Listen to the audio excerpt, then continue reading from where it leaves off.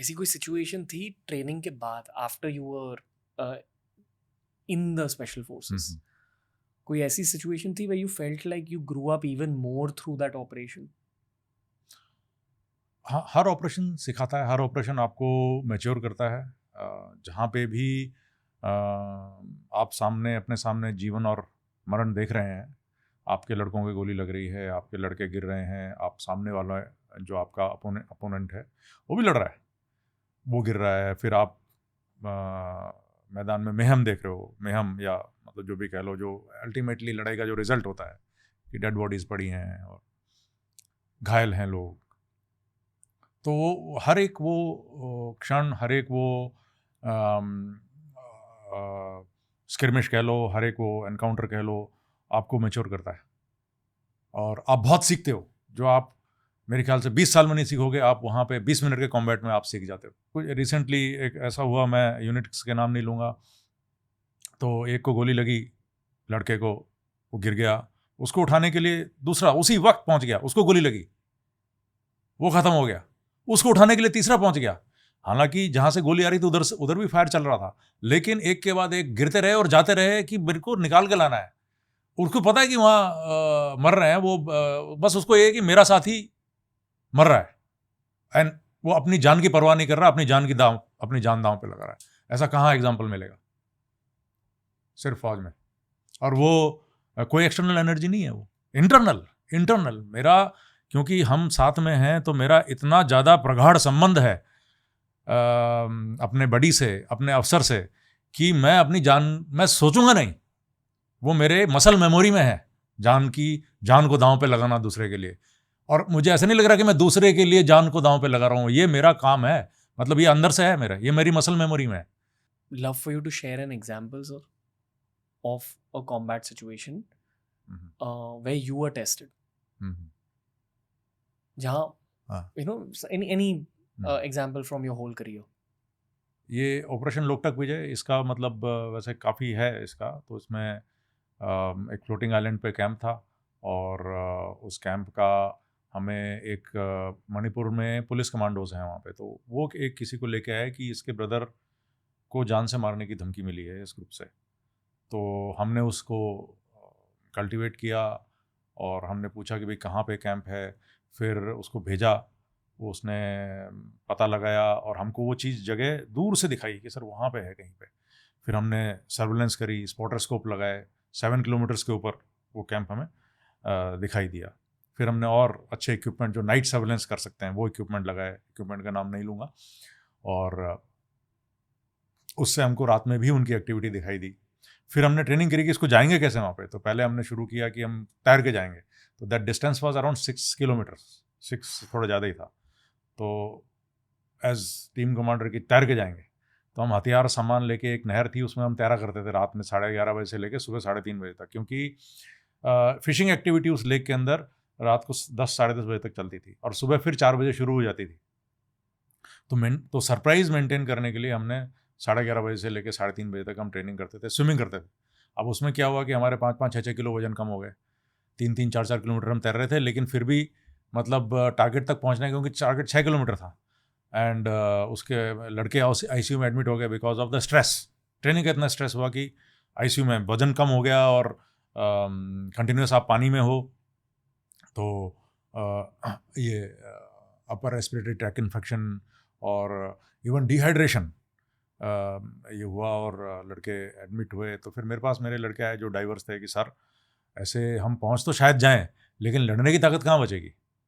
तो मैंने कहा यार फिर क्या करें। तो फिर हम लेके आए रबर डिंजीज, न्यूमेटिक बोट बोलते हैं, उनसे हमने ट्रेनिंग शुरू करी। तो लेकिन वो फ्लोटिंग आइलैंड क्या होता है, घास के एक कहते हैं फूम करके एक घास होती है, अगर पढ़ोगे तो मणिपुर के अंदर जो लोकटक लेके उसमें फूम, इट्स ए फ्लोटिंग ग्रास, उसको इकट्ठा करके लोग उसके ऊपर प्लेटफॉर्म बनाते हैं और घर बनते हैं। मतलब 6,000 की पॉपुलेशन अंदर रह रही थी, 2,000 हट्स थे और 6,000 आदमी, फिशरमैन जो कम्युनिटी थी वो अंदर 20 किलोमीटर या 20 किलोमीटर की लेक है ये, उसके अंदर वो रह रहे थे लोग। और जो ये जो फ्लोटिंग ग्रास थी, ये इतनी ज़्यादा कॉबवेब थे कि इसमें नाव डिंजी भी नहीं चल सकती थी, मोटर बोट तो चल ही नहीं सकती थी, सिर्फ पतली कैनोई जो मैं बता रहा था। तो हमने रबर की डिंजी लेके आए, वो डिंजी हर 500 मीटर फंस जाए, और हम पूरी रात में हम सिर्फ 3 किलोमीटर डिस्टेंस तय कर पाए। फिर डिसाइड किया कि हमको ट्रेनिंग करनी पड़ेगी कैनोई चलाने की। अब कैनोई पतली सी, अगर तुमको साइकिल चलानी नहीं आती और किसी साइकिल पर बिठा दो तो तुरंत गिरोगे, तो वो ऐसा उस तरीके का होता है। तो हमने फिर नावें कहीं से बंदोबस्त करी, कहीं से बनवाई दूर दूर से, ताकि पता नहीं लगे लोगों की फ़ौज नाव इकट्ठी कर रही है। उसके बाद हमने ट्रेनिंग करी और करीब 20-25 ट्रेनिंग के बाद में हम सारे फिशरमैन की तरह नाव चला रहे थे। फिर उसके ऊपर फिर हमने फिर हम गए टारगेट तक, 2 नावें लेके गए, देख के आए रात में जाके। और जब वो हुआ कि हम बिल्कुल 10 मीटर तक जाके आ गए, तो कॉन्फिडेंस आया कि हाँ, ये लिया जा सकता है। और नावें डूबी भी, एम्यूनिशन भी डूबा, हथियार भी डूबे, हमारे डाइवर्स जा के निकाल के लेके आते थे। बहुत ट्रेनिंग हुई, कम से कम भी हमने कई रिहर्सल्स किए। और फिर फाइनली जब ऑपरेशंस के लिए गए, तो हमने अपना जो सोर्स, जो हमारा जिसने हमको इन्फॉर्मेशन दी थी, उसका नाम हमने रखा था जेम्स बॉन्ड। एक्चुअल नाम नहीं बताऊंगा, लेकिन उसको हम जेम्स बॉन्ड बोलते थे। तो हम लोग सबसे आगे मेरी नाव, मेरे पीछे 2 नाव और हम लोग 12 आदमी गए थे। और बाकी लोगों ने चारों तरफ घेरा डाला था ज़मीन के ऊपर, और कुछ नावें अंदर थीं जो कि दूर रह के घेरा डालेंगी। ऐसे हमने एक प्लान बनाया था। और अभी क्या होता है कि आप जब किसी भी जगह पे हम किसी भी टारगेट पे अटैक करते हैं, तो 2 तरफ से करते हैं।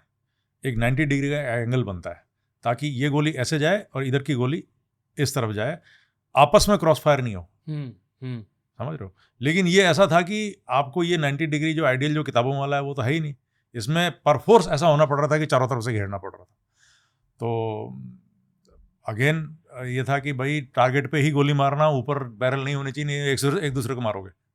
ठीक है, तो वो भी ट्रेनिंग हुई, वो भी हमने ट्रेनिंग करी। तो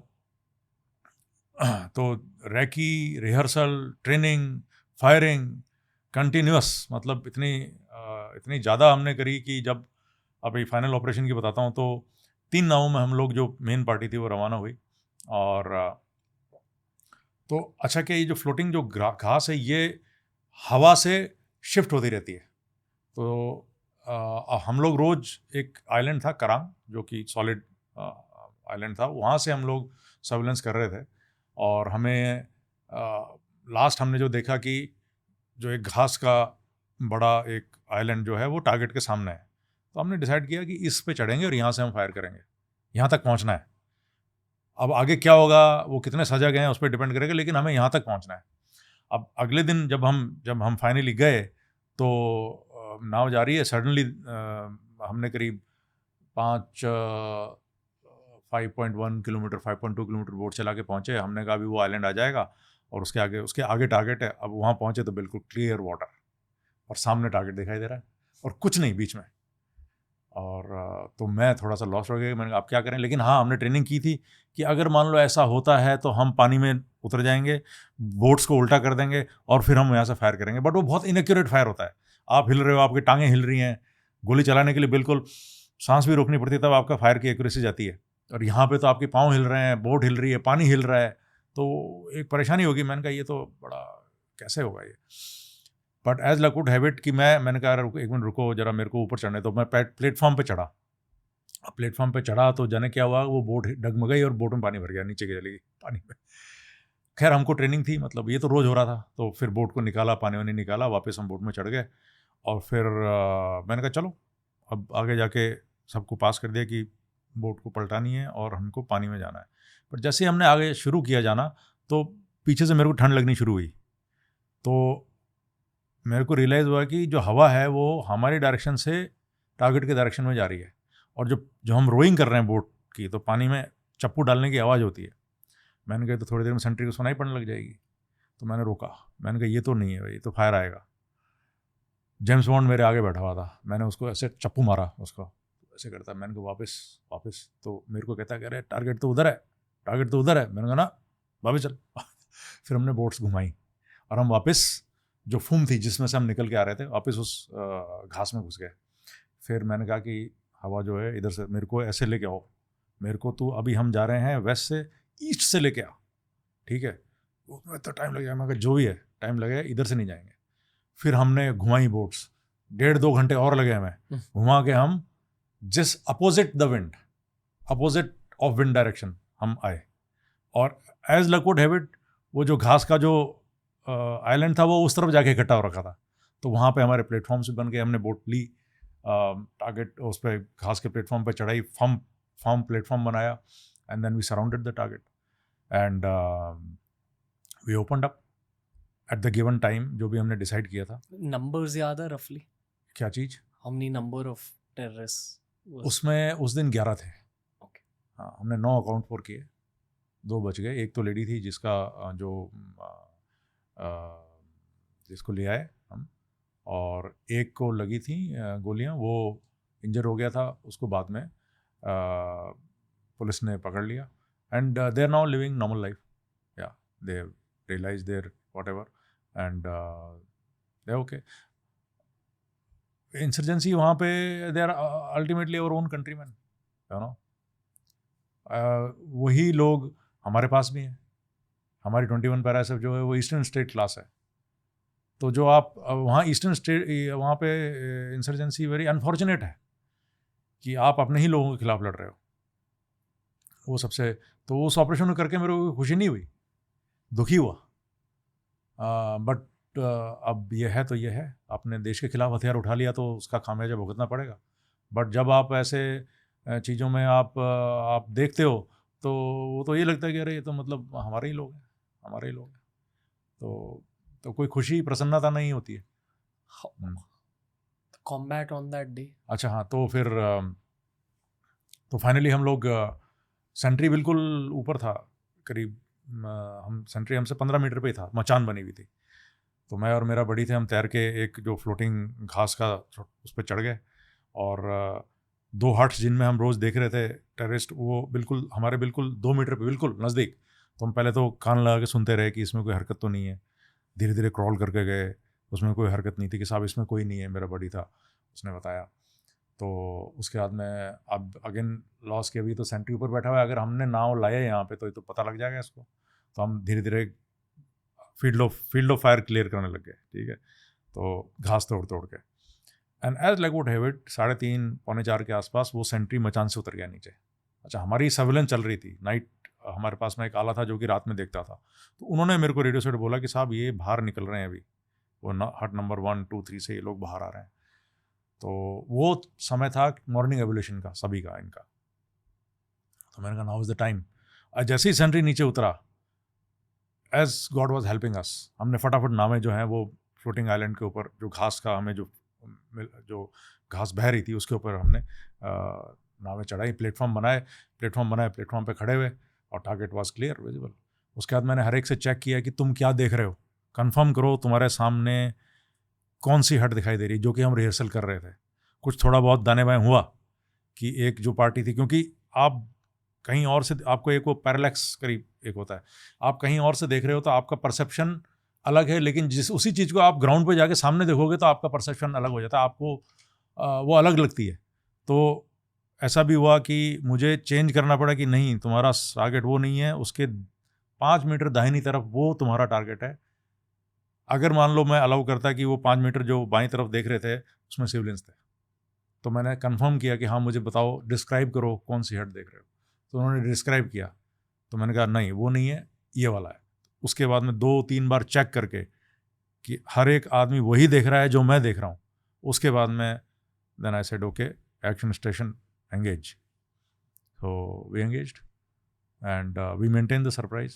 They retaliated, but we were very accurate, and they were cut down.